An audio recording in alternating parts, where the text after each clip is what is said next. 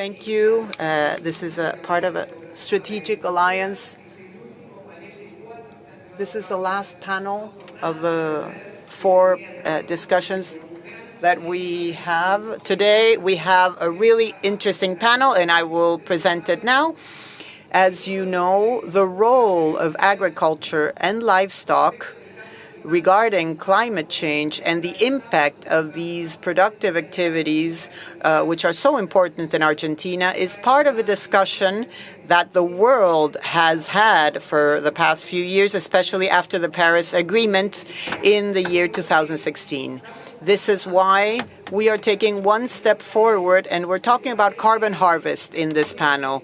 This panel promises to provide more advancements in terms of the role of agriculture, which is existing in Argentina. So this is why the participation of ICA is so important. Vamos a recibir a un gran maestro. We will welcome a master, a real important person, Dr. Rattan, who is joining us today. He is a distinguished professor in soil sciences and director of the CMASC at Ohio University. He is an assistant professor at the University of Iceland and the Indian Institute of Agricultural Research in India. And he is the #1 representative of the agronomists in the world and is a reference, really, for all researchers in the world. But he is the greatest and the leading authority in soil sciences in the world. He was the winner of the World Food Prize, and he is part of the IPCC, and he is a goodwill ambassador for ICA. Welcome, Rattan. Big round of applause, please, for him. To a person who, in just a few minutes, will be sharing his presentation and expertise. Marcelo Torres, of course, is here, and he is the president of Aapresid. And Pilu Giraudo is here as well. She is the 5th generation of agricultural scientists, and she has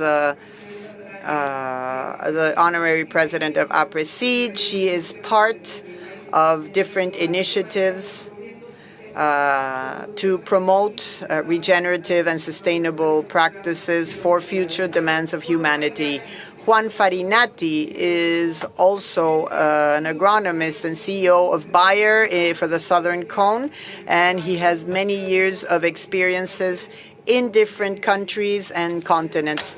And Pilu Giraudo is here as well. She is the vice president of INTA, representing that institution in addition to the program that was mentioned. And of course, to present on my left, with his expertise, a specialist, Francisco Melo, international specialist in agriculture and climate change of ICA, who will give closing remarks. Thank you very much. Rattan, you have the floor.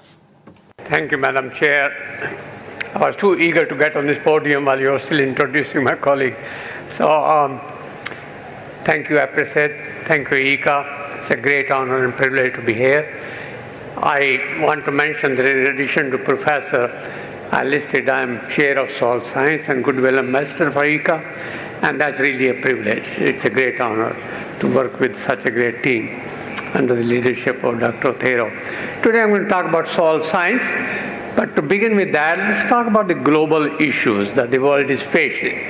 Number 1, population of 8.1 billion, increasing at the rate of 1.14%. That's 7.6 million per month, 92 million new population per year. That's a big challenge. Number 2, per capita arable land area, at the moment about 0.2 hectare, and decreasing to less than 0.07 hectare for 30 countries by next year. Number 3, land degradation, about 40% by the direct impact on food justice and human rights.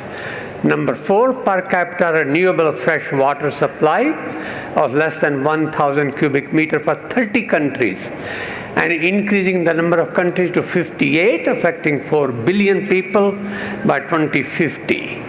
Atmospheric concentration of 427 parts per million today.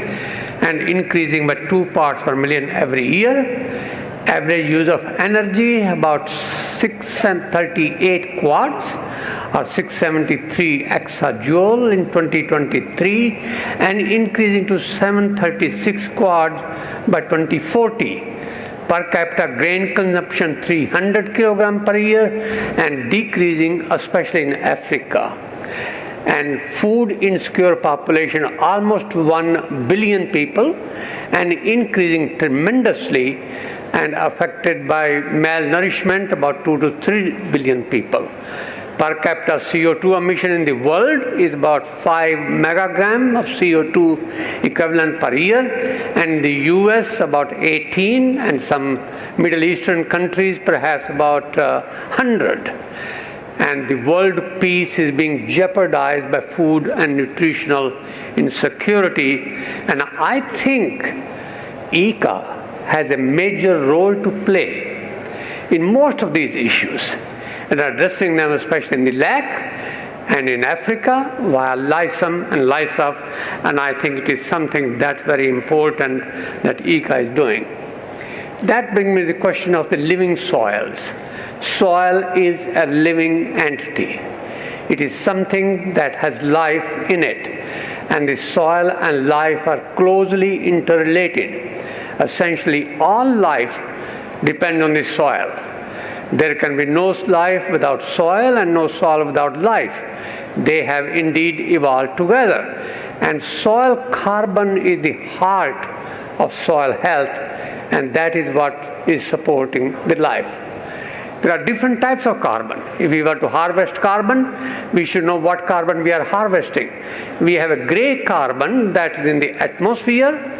We have red carbon, that is fossil fuel combustion, and the fossil fuel combustion, of course, increases the gray carbon in the atmosphere. The gray carbon is absorbed by plant, that's a green carbon, photosynthesis, and that is absorbed by the soil to become humus, that's a brown carbon. Brown carbon is re-emitted by decomposition to the atmosphere to become gray carbon, and some of it is transported in the ocean, and there it becomes blue carbon. And part of this soil carbon becomes white carbon because calcium carbonate, magnesium carbonate, which are precipitated.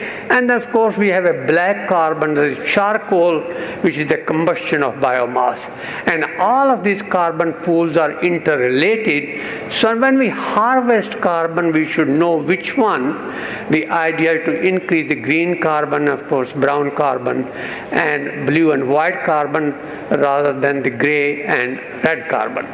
So this interaction understanding is very important. The threshold level of organic carbon in a good soil, healthy soil, should be about 2.5 to 3.5%. If we talk about soil organic carbon, it's about a half of that. And most in agricultural crops, the productivity increases if the carbon content in the soil is low, and the optimum level is somewhere about 2.5 to 3.5%. Unfortunately, in many developing countries, the carbon content in soils of the tropics and subtropics is sometimes as low as 0.5%. Therefore, the input use efficiency is not as good as it should be if the soil organic carbon is lower. Therefore, increasing the carbon content in soil by 1 metric ton per hectare can increase productivity tremendously.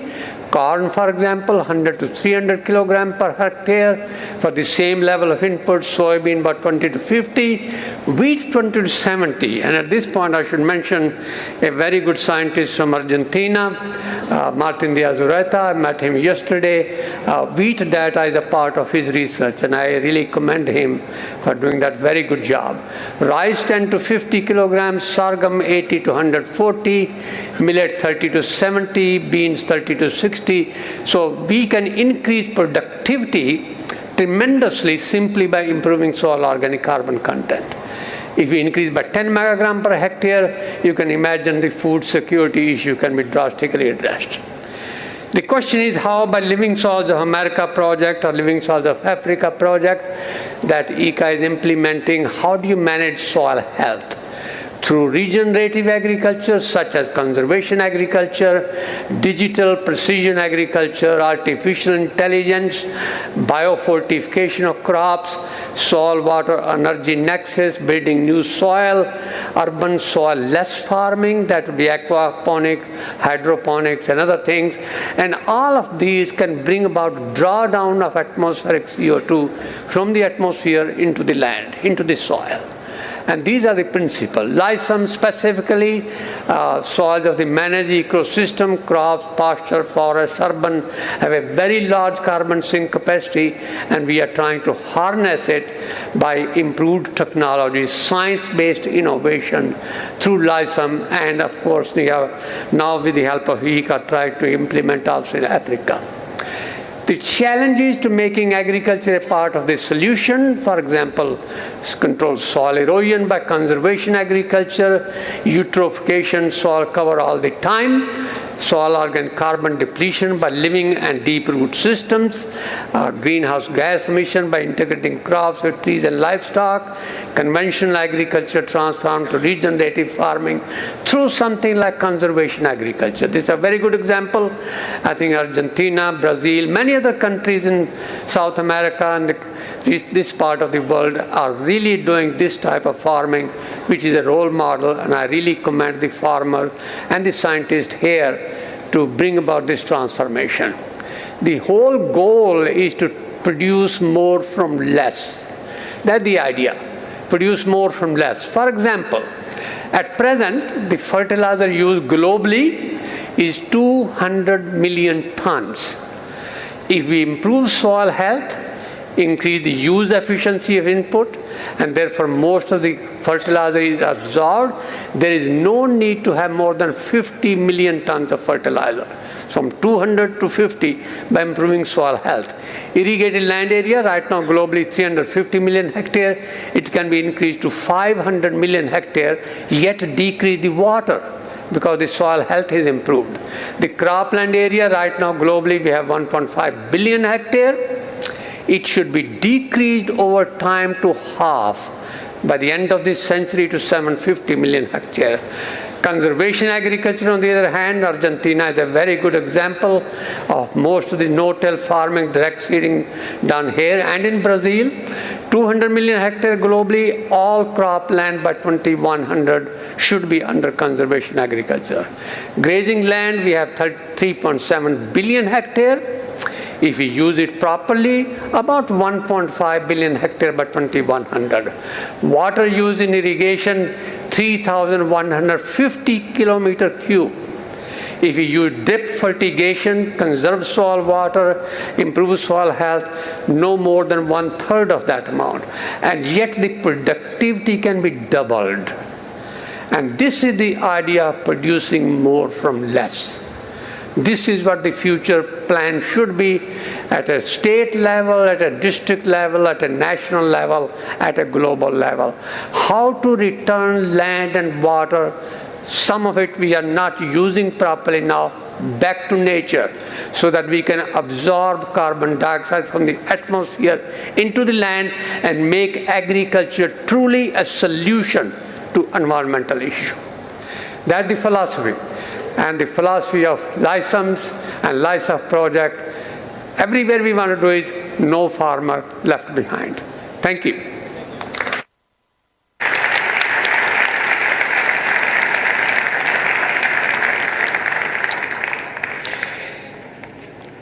Gracias. Thank you, Dr. Rattan Lal. There's so much to talk about, to develop. How can we make these concepts a reality for farmers? This is one of the big questions that we are going to offer an answer to today. How are we moving forward in the different practices? Because there's no doubt we have come a long way forward. No tillage in Argentina is a fact, and we can intensify numbers. At the global level, no tillage is only 15%, but observing this situation, this context in Argentina, we realize that we have been doing things right in Argentina, but we have to go further.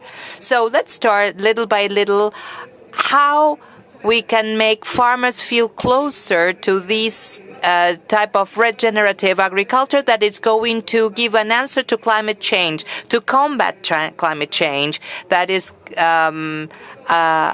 really terrible nowadays. So I'm going to give the floor to Marcelo Torres, president of Aapresid, because definitely we start wondering, data are there.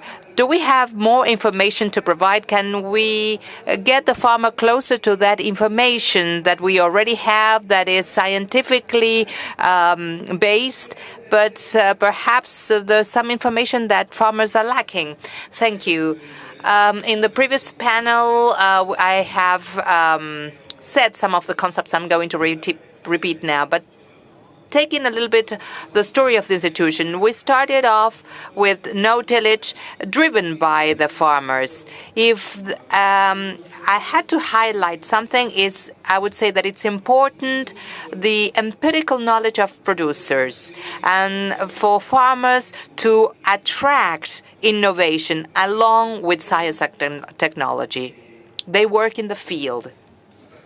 It's very impactful. This is what we are discussing in climate change summits. Before the invasion of Russia to Ukraine,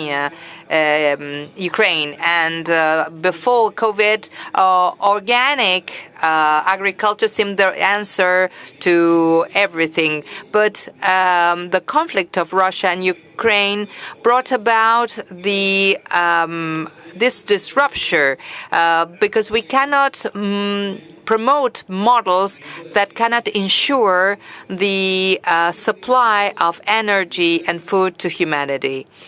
Agriculture will have to produce more than 40% of food by 2050, but it will have to be a source of renewable energies that will coexist with fossil fuels, but they will increase more biofuels, biodiesel, electric energy. But in that challenging world, how do we connect with the farmer? Because we are a farmer association, Argentine Farmer Association, that somehow we are resilient. Argentine farmers know about agronomy, knows about business management. He's a survivor.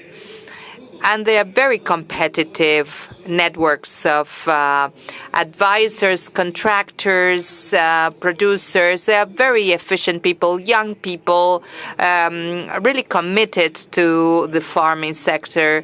And this is not very frequently seen in the world. People, young people who start advising and who can provide consulting, and these hyper-professional young professionals taking decisions as Argentine producers. We have all this wealth, but we also have the tendency to think in a bi-directional manner. Either we take care of the leaf hopper or we take care of carbon sequestration and global insertion. Juan would agree perhaps with me, but we have to do everything. The world has changed and we cannot afford to just focus only on one thing. Of course, the risk of checking on the midterm and the different systems without the foundations of producers working on this and without giving an answer to what farmers need today is a risk. So we have to be able to have this bidirectional vision, short-term and long-term vision in global and in local terms. As it happened with no-till, that was not an easy task at the beginning. We farmers have to feel, we have to draw this attention, and we have to lead the innovation. We're talking about carbon capture, carbon emission. Third level, we are talking about net balance. How can we monetize this? Will it be through cereals, through a certificate, so it will not affect the cost of crops? But in Aapresid, our association, I live in the southwest of the province of Buenos Aires. We did not know how to adapt that to our area. There was a lot of mulch in our area. There are a lot of big factories in the area, and he said, I need a different system because it doesn't work here. Let's see it in the field. The same happens with this. But we have to broaden this networking. We have to work with industries, with technologies. We also have to work in the private-public interaction. We also have to work at regional level. The farmers should also understand that they have to push this forward. They have to start to understand what happens to carbon in the soil, what happens with the carbon footprint, with the emissions. They have to learn. We need to learn. We have a lot of loose data, and we have to land it, georeference all this data, develop a protocol, and then Aapresid is part of different layers of we are part of a different confederation, different parts of I see Yuka, Marie, Martin. Juntos en primero consolidar una.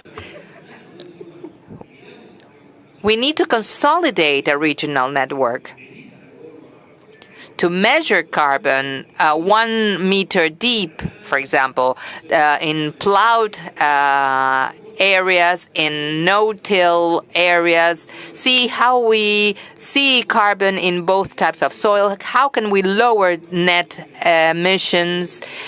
We had Bruno Basso talking about predictive models to be able to forecast the emissions we're going to have and adapt to different practices, and how that can be turned to a certificate of companies that emit and that can be use it and monetize it. So we have to connect everything. We have to connect the long-term, short-term agenda, the global agenda, connect industries, export, and the producer should not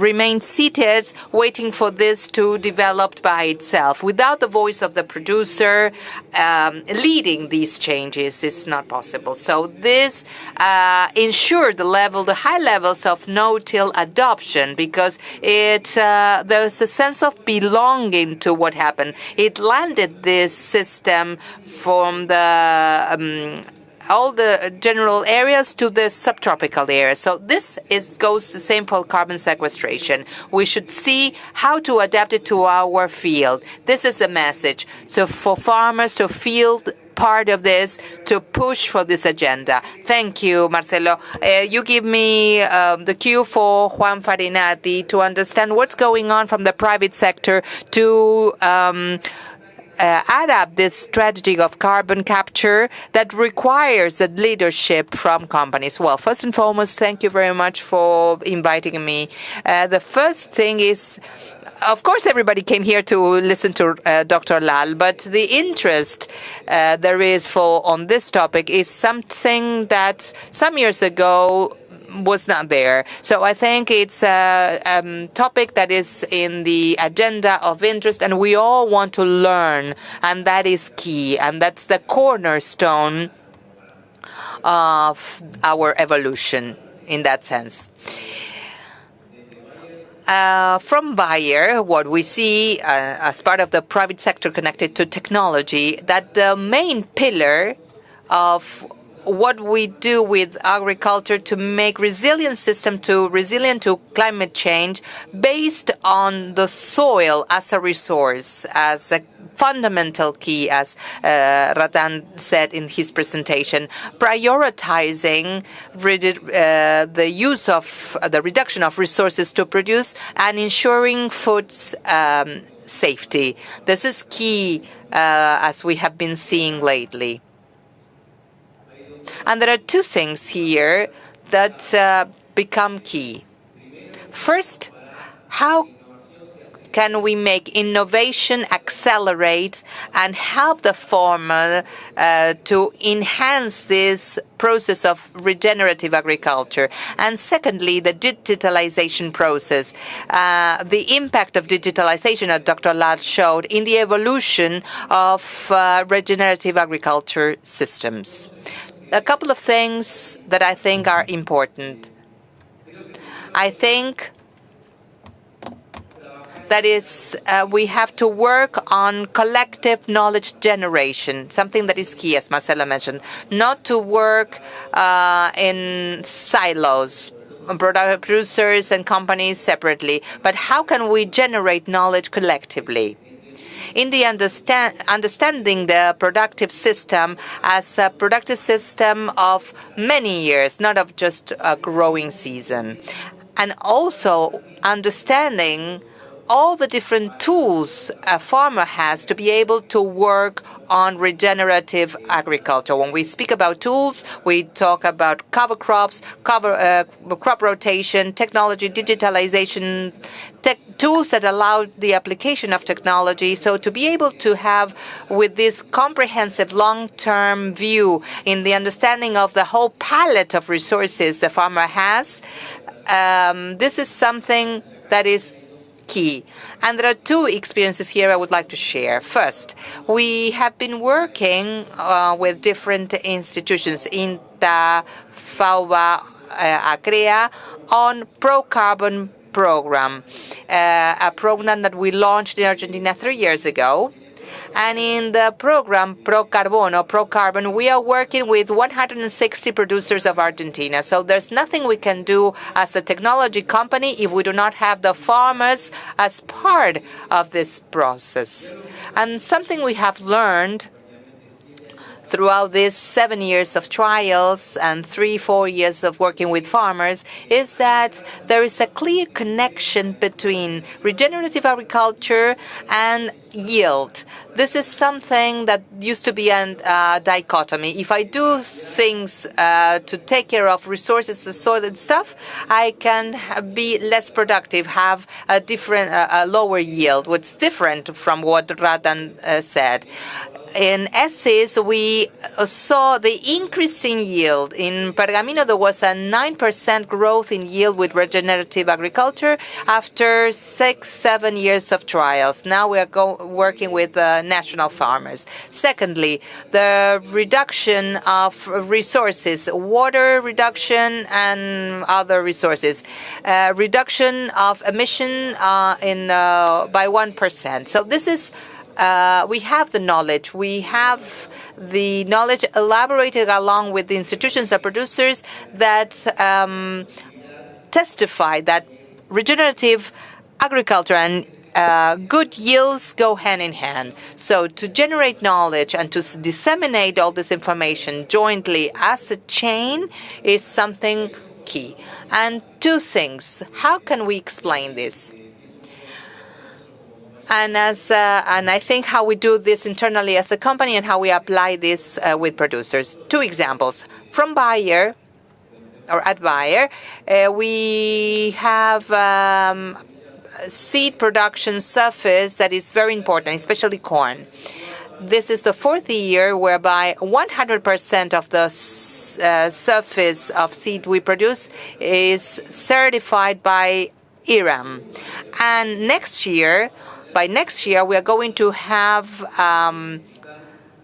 producidas en Argentina bajo corn sacks under regenerative standards. To produce that sack, we generate 50% less emissions than what we generally generate, due to change of fertilizer that we use and the energy matrix that we use for irrigation, passing from fossil fuels to solar energy. This is from the point of view of explaining the knowledge of the company, and externally the knowledge toward customers. There are two examples. One, we are starting to work on a collaboration in cover crops with productivity. This year with Camelina, we consider that these types of collaborations and getting closer this to the farmer, we provide more tools. Remember how we provide more tools so that farmers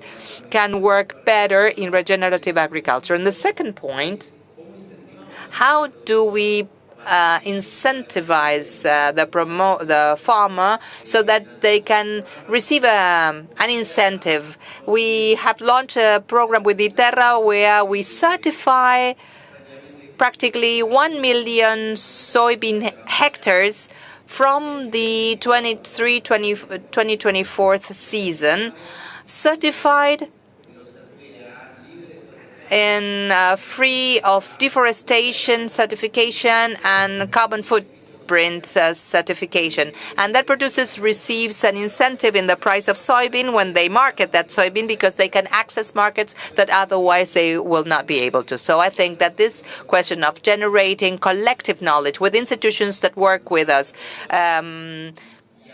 engaging producers and land this in the field of the producer with a higher yield, with a better use of resources, and at the same time with a benefit in their business,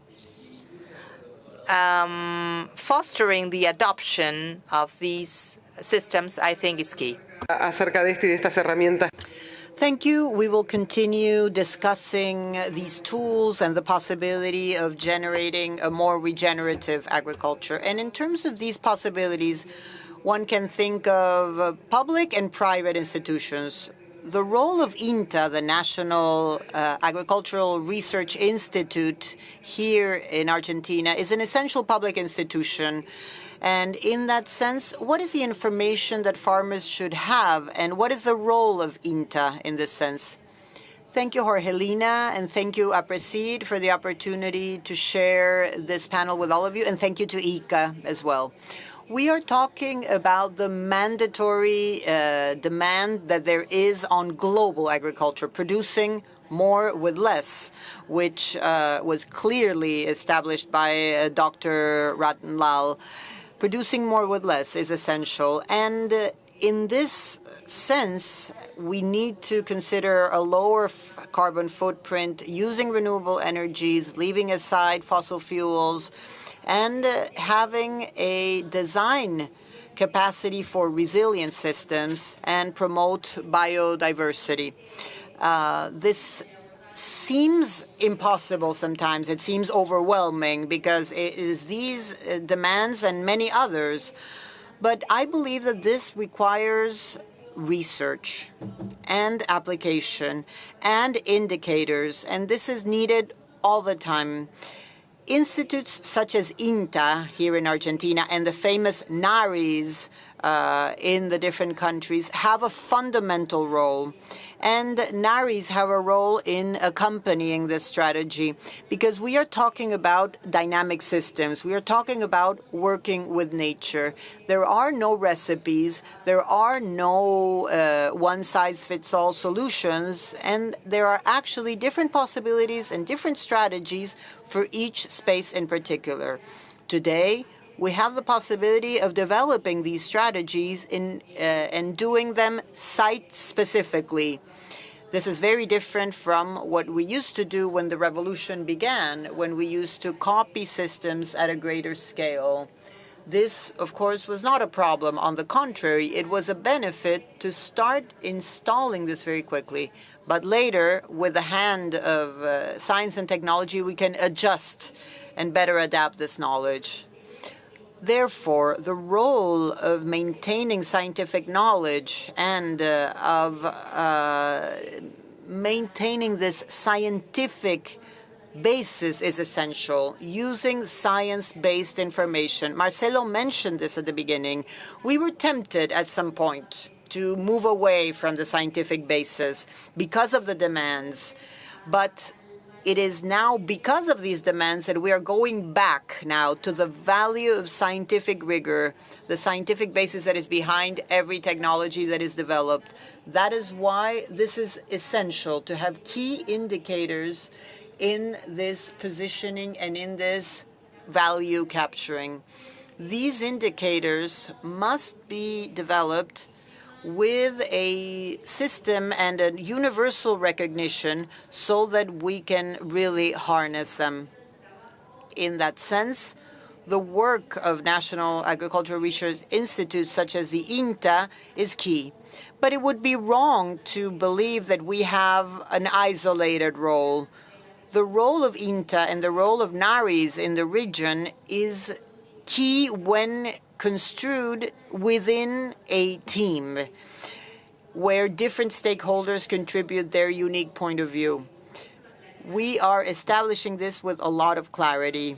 And the role of production and the role of companies and the role of INTA is essential.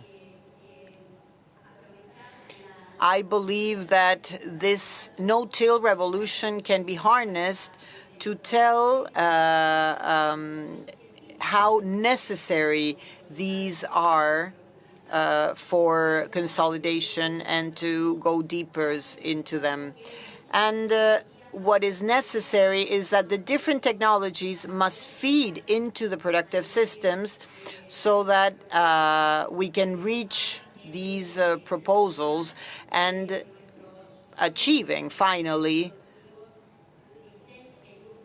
a situation where the soils and our productive systems are part of a continuous improvement approach. With these new technologies, we start incorporating everything that has to do with biotechnology, with digitalization, with digital transformation in agriculture. And that is why, once again, I return to the essential role of national agricultural research institutions, because they combine all these possibilities. On the one hand, they have to do with basic science and research, but on the other hand, they need applied science in order to validate these scientific and technological processes.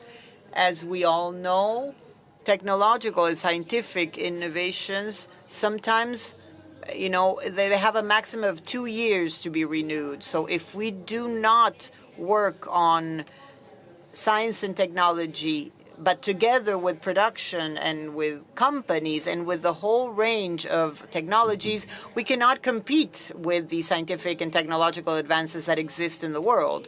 So that combination of research, knowledge, and anticipated research, and that ad hoc research that is aligned with reality is a role that we must take on from the perspective of NARIs. And we have the huge benefit of being associated, of maybe going deeper into spaces such as Procisur, such as the CAS, the Southern Agricultural Council.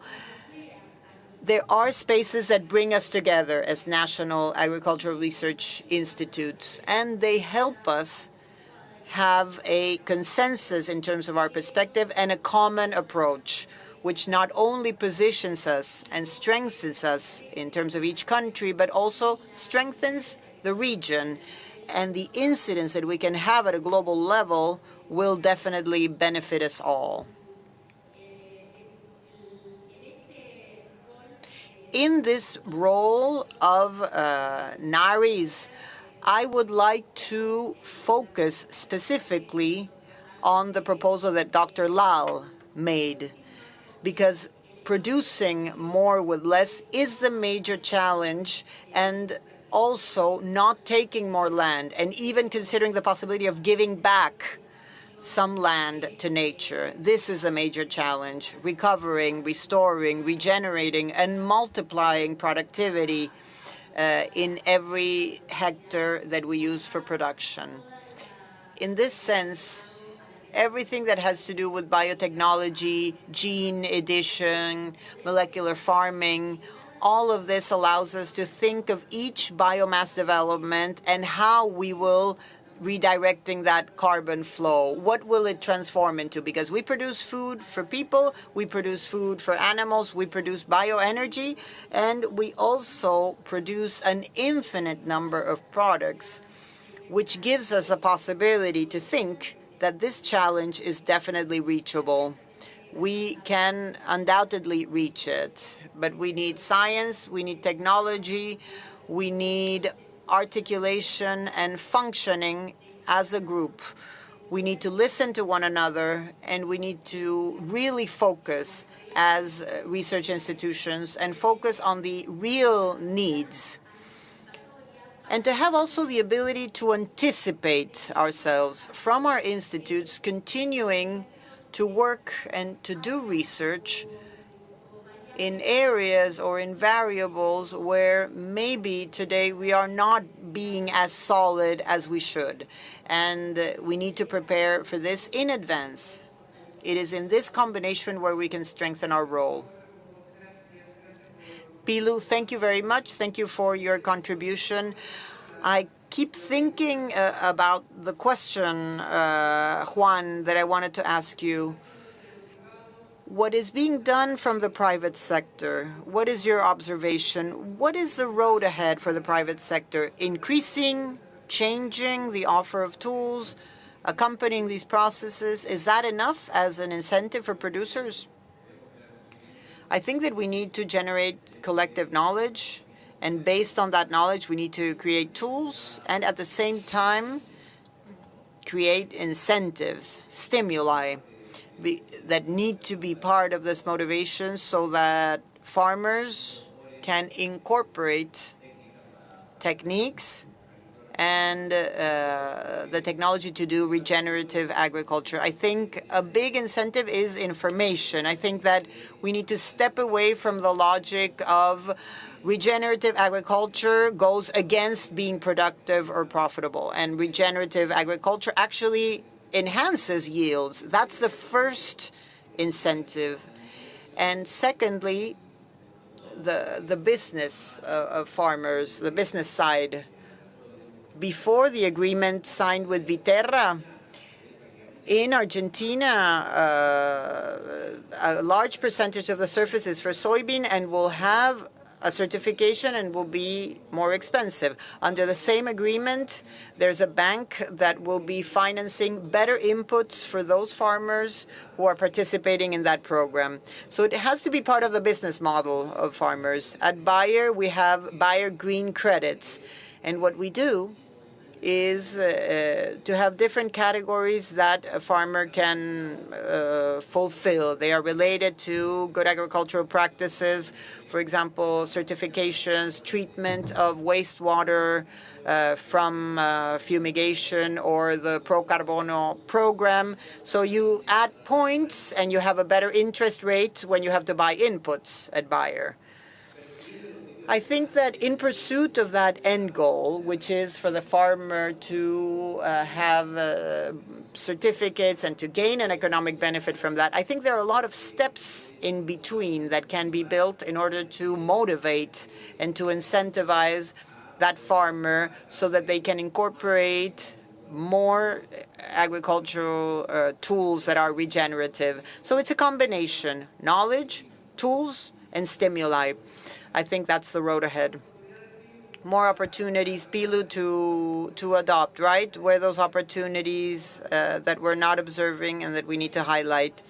Yes, I couldn't agree more in that sequence. I think that the slogan of the Congress is true. Everything is connected. And we have the opportunity to expand our productive systems. We have the possibility to redesign them and diversify productive systems with this goal of having the results and the carbon harvest as a guiding light.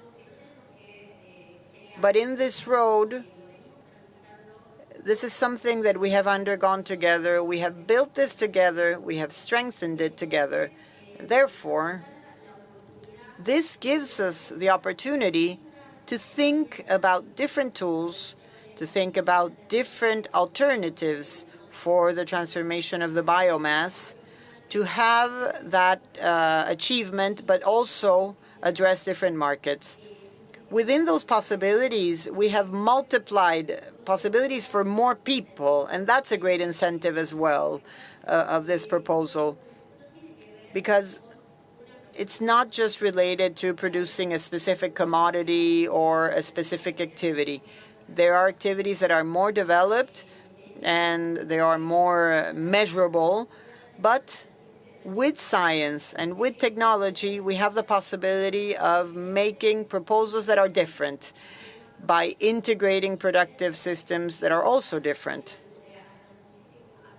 Maybe up to recently, we used to see them in silos, And we even saw productive systems as ones that left us out from the possibility of accessing this challenge, of being able to show that producing and protecting are compatible and are not antagonistic. They are not one against the other. And another important aspect that we shouldn't neglect, because lately all of the mandatory measures that have to do with environmental protection, it may seem as if it leaves behind people in a fundamental pillar of this triple impact vision of win-win-win is to develop communities. And once again, we are engaging in conversations about a challenge that will allow us to become involved in production systems that will create profitability, that will create jobs, and that require many more abilities and more diverse abilities as well. So there is more space for more people. It's not evicting people from the system. On the contrary, it is including more people because there are different productive niches, different demands, especially today with an aspect that is so important today, which is to replace chemical inputs with biological inputs. And knowing the soil is essential for this development. So we are in a virtuous circle, and we have incentives to continue doing what we've been doing, but also we've created a better scenario. We have improved it. And I want to double down on the efforts and commitment where institutes such as INTA that have territorial coverage and we're close to the main stakeholders, in this case, the farmers. We are close to the farmers in this challenge to design this strategy together. Thank you, Pilu. Two things. I see Dr. Rattan taking notes here and writing down things, so we will go back to you in just 1 second to hear your feedback. I think the audience is waiting for your feedback because you are the leading expert. But before I give you the floor, we have Marcelo Torres, who is also thinking. I see him, thinking and reflecting upon everything that was said. And I just want to know whether it makes sense to you for no-till farmers who have been the protagonists and who have participated in regenerative agriculture, but who are also here trying to learn, trying to add new tools in this public-private partnership. Does this make sense to you, Marcelo, as a whole? Yes, of course. I also want to thank you for this trigger, but I would like to thank Manuel and Jorge from ICA because they have built this content together with us. We have a very, very deep relationship, and it's becoming more and more ambitious as a partnership. I spoke about integrating these 4 countries regionally, but the role of ICA in the Americas is key. Connecting, of course, in Manuel's term as Director General, and connecting all the pieces is really essential. This panel is happening because of them, and we thank them for everything. I believe that in the history of farmers, we started doing no-till farming or no-till farming started because of the big problems that we were having in the fields. It was the response to that, and we found a solution in no-till farming. Then we had problems with yields of corn in the West, and we went to low density or late corn. And producers started, finding solutions. When we started with no-till farming, we solved the erosion problems, but we saw new ones, resistant weed, and the technology allowed us to scale up the adoption of these issues. But we had weeds that resisted glyphosate, and we started having other problems. also livestock and agriculture. It was impossible to have them together, but we learned. We learned as part of the evolution of the process. We mixed herbicides after we ran out of options, so we realized that we had to eliminate weeds and maintain the fields as green as possible for as long as possible. With a soil microbiome that was more active, and many other things to learn as well. And we ran into climate-smart models, but it's not that we developed them on purpose, but we found that no-till farming combined with sustainable intensification and living and green fields for more time also reduces carbon emissions, increases capturing, and of course, the net balance improves. But I think farmers need incentives. You said it already. For this to scale up, they need incentives. They need to scale up because it's better for them, yes, because there's more scalability and it works better for their model. But for these ecosystem services to gain scale,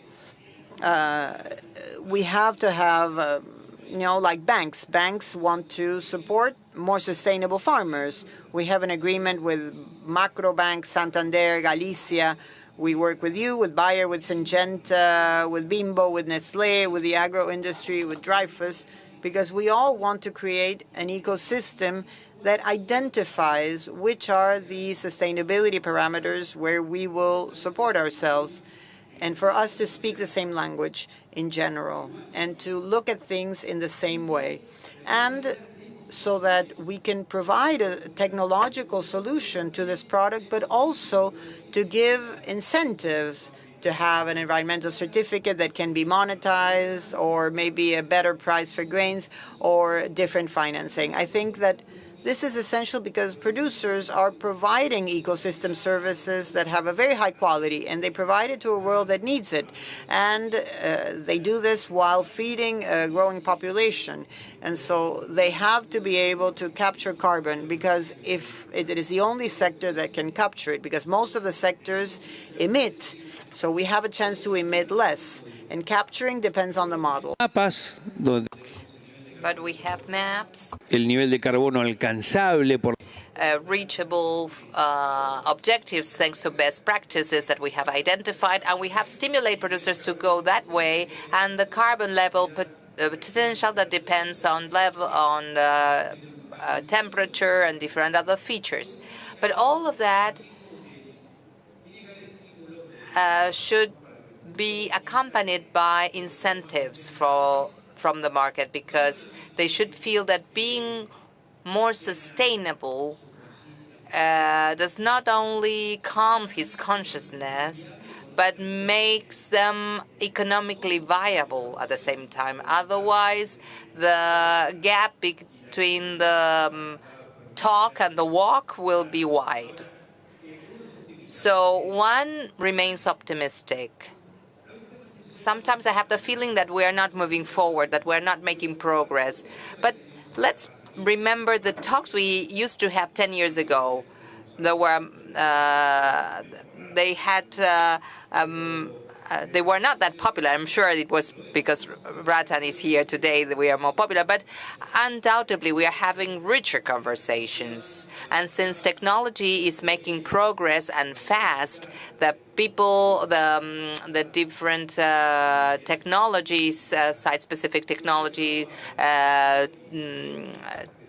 the digital twin, etc. But there has to be something for producers to understand the importance of these systems, to adopt them, not only their own consciousness and their own stimuli of producing more.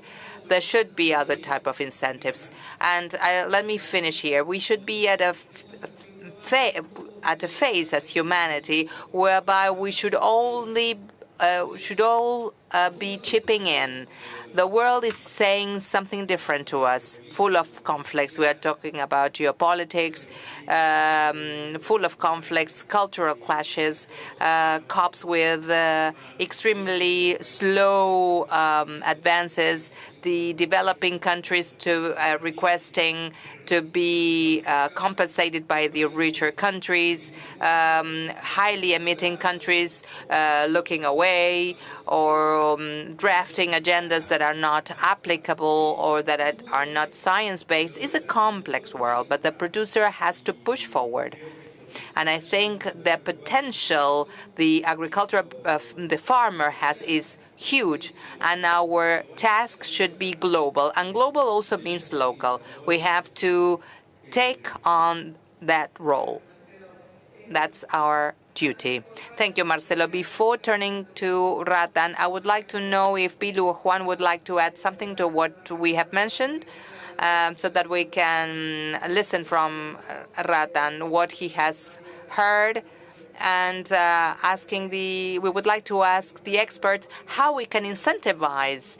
The world moves thanks to incentives, and Argentina has to develop them deeply. Would you like to add something before I give the floor to Dr. Lal?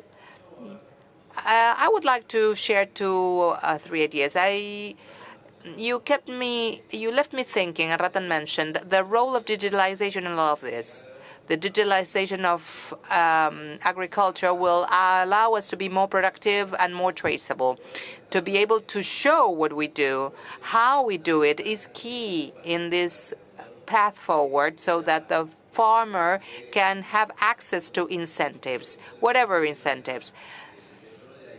So the role of digitalization in this form, a new way of doing agriculture, is key. And the other thing that kept me thinking was this 90% of no-till farming versus 15%. Argentina is clearly leader in no-till farming, and they have the opportunity to lead good practices and to be the main player as a regenerative agriculture, which is something that they are asking from us, to be part of the solution, and we have the opportunity to be there. So I think this is a huge opportunity to place value on what the farmer has been doing so far. How many years of no-till are we talking about? More than 80 years. So we can make the most of what we have been doing. So for Argentina in particular, this means a huge responsibility, but also a huge opportunity to enhance what the field sector is doing. So that's my vision. Yeah, I would like to add to that we are elevating the level of conversations because systems get more complicated or more complex and demands get more complex. So let's not feel that we used to be less. But it's good that we were working hard in the past to be now up to the challenge to keep deepening these discussions and the contributions from the different parts involved. I would love to highlight that apart from this mass and early adoption of no-till and of these systems of permanent evolution, we are also pioneer in the network development, collaborative networks. And it's no coincidence that this panel is supported by ICA, because ICA brings us together in the continent with this perspective. And there are different mechanisms, as I mentioned before, that Procesur that brings together all the NARIs with the support of ICA. We are part of the ICA Secretariat with the technological support of the Agricultural Council of the South, featuring the Ministers of Agriculture of the region, Fontavo, that is another organism that promotes the advances and private public research line. So we have that installed capacity. We have the challenge of going deeper into that. And we have the challenge of making it easier. As INTA, we do not only have the role of researchers, but as technology outreach. We have to make it simpler. We have to make it collaborative. And once again, we need to strengthen our work there, our joint work. And I would like to leave as an incentive something that we experienced, not something that we have to imagine. In 2021, at the UN, they talked about the food summit, and the summit should be agro-food summit, to have a real discussion of what we have been discussing, what implies food safety at global level. ICA was one of the leaders that took the opinions, that led the opinions in that discussion.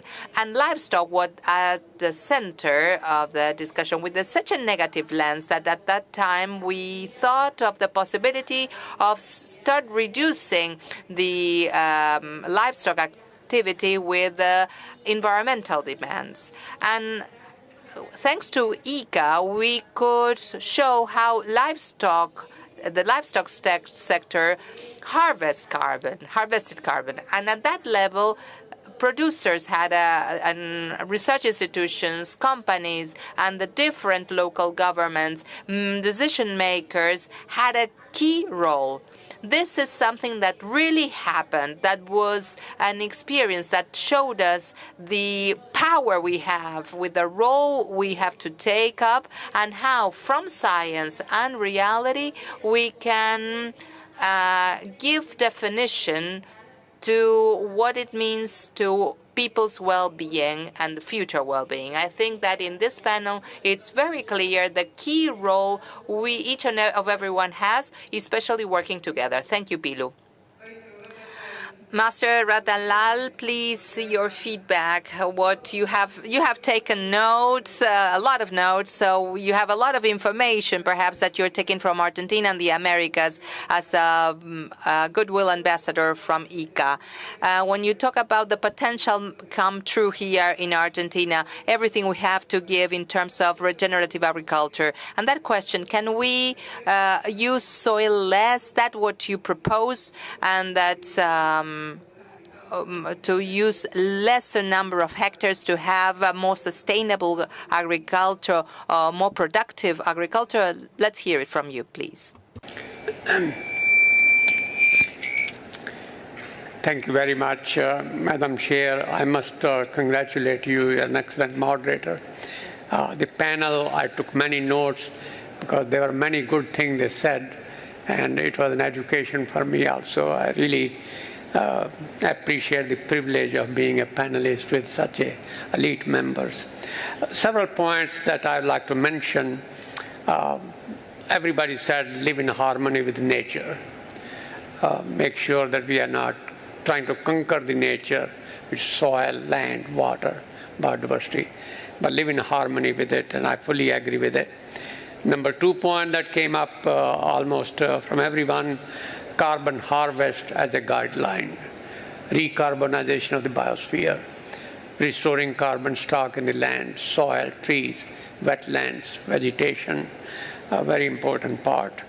Networking, everybody mentioned networking together, farmers, policymakers, general public, everybody working together, how to restore soil health is certainly a very important message which we should convey to everyone. One part which came out repeatedly was respect for farmers, respect for land managers, reward them, provide them incentives. I mentioned yesterday $50 per carbon credit. That's a small price.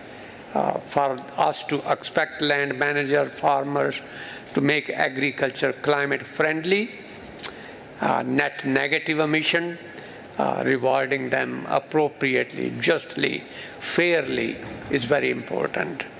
And in that respect, I should mention that each one of us, 8 billion people on the planet, is a culprit and a victim. We are culprit because our lifestyle is hurting us, and we are victim of our doing.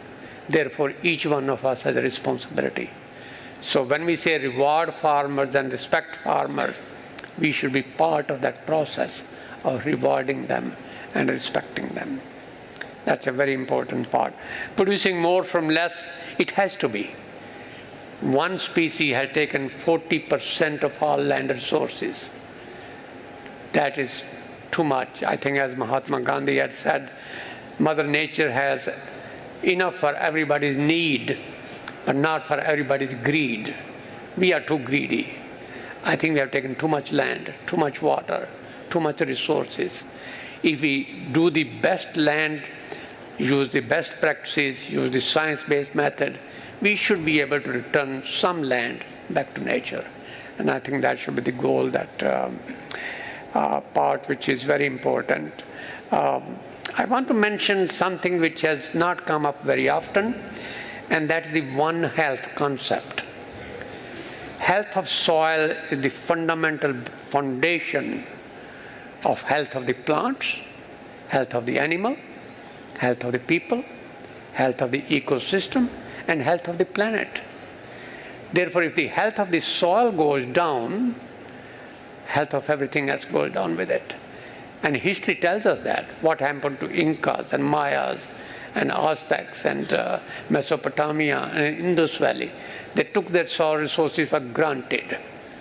The so-called carbon civilization since 1750, it should end. And we should not go down as the other civilization did.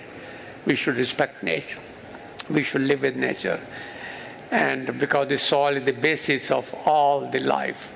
I want to re-emphasize what I mentioned yesterday. Agriculture is the only industry which has a potential, possibility, the capacity to be net negative emission, not zero, net negative.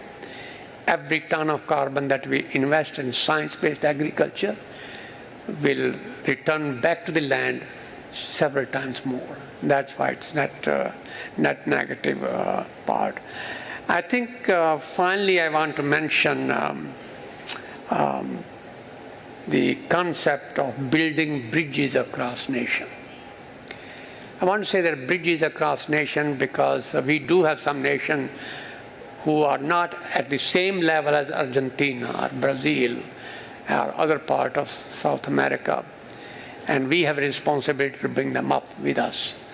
And that is building and restoring soil health, communicating our experience in South America with others, such as in Sub-Saharan Africa or the Caribbean nations and other Andean part of the world. I think is a responsibility that this conference could provide a message. Let's build bridges across nation through developing a program by organizations such as INTA, restoring soil health, communicating that soil is a living entity.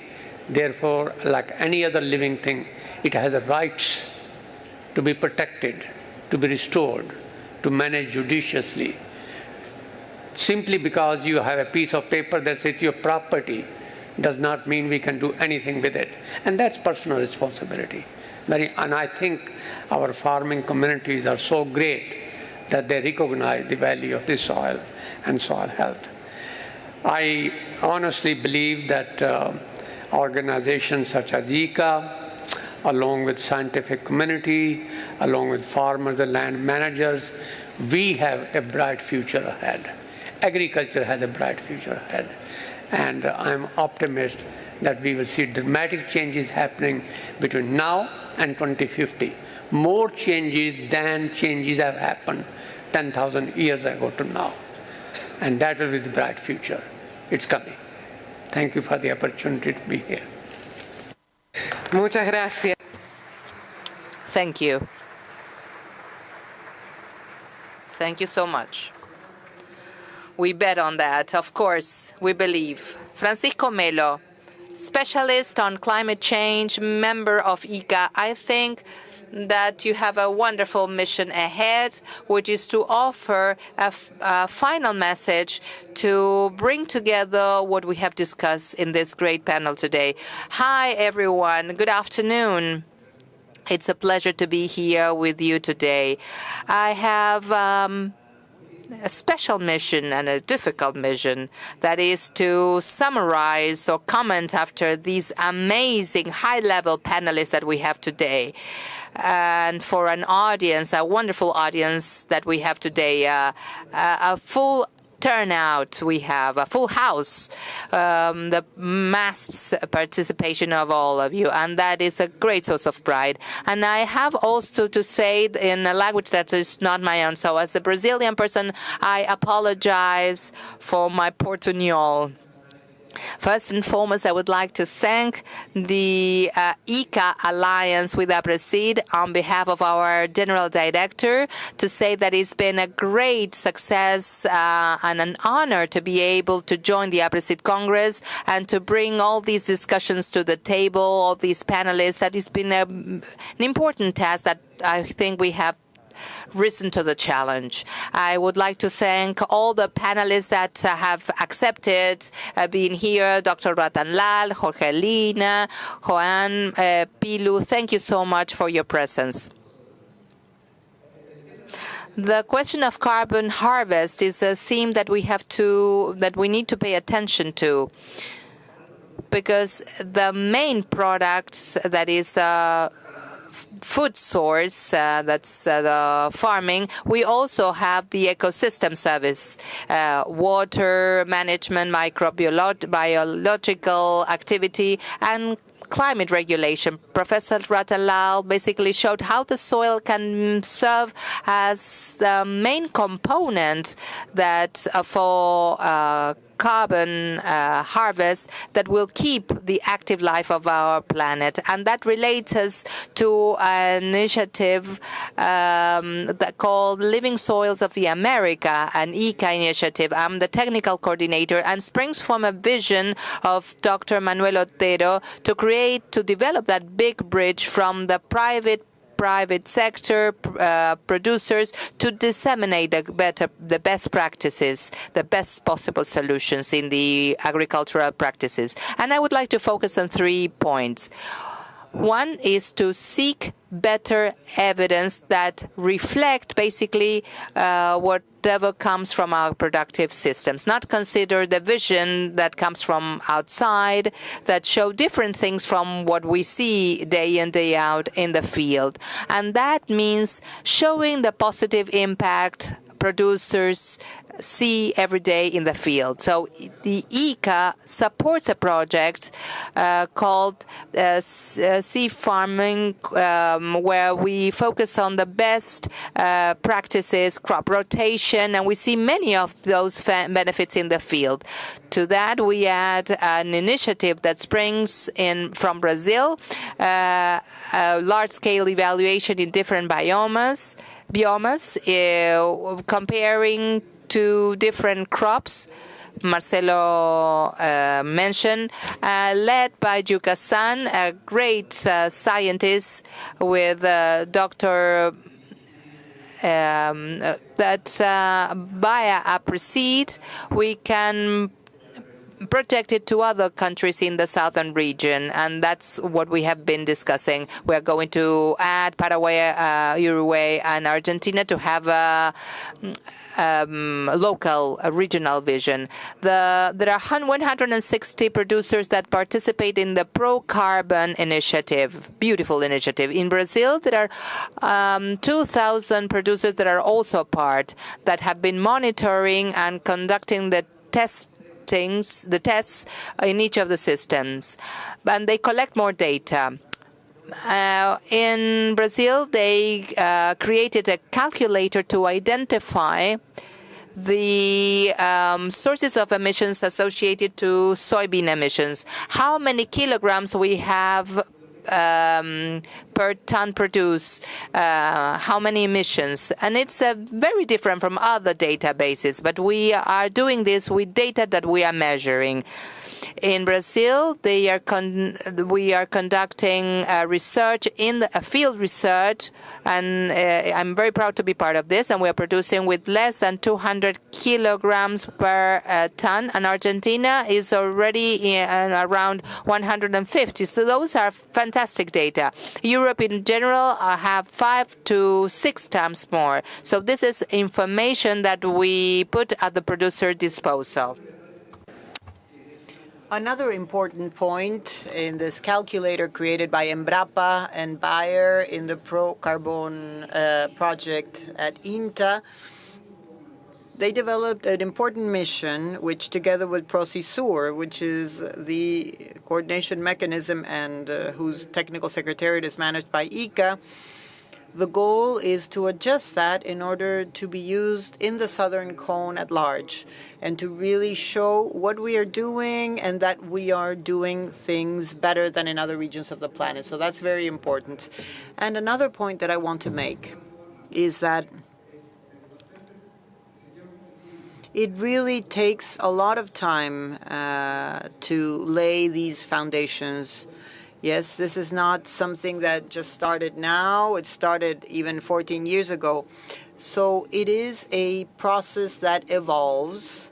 And at ICA, we also need to respond to other regions. We are a hemispheric organization, but the agriculture in our continent has a global impact in terms of food security, but also in terms of climate change mitigation. So we have another very good initiative under the Living Soils of the Americas initiative, together with the University of Sao Paulo, and especially with the tropical carbon studies, which allowed us to evaluate the impact of these good agricultural practices, no-till farming, integrated crops, deforestation, all of this expanded to Brazil, Bolivia, Colombia.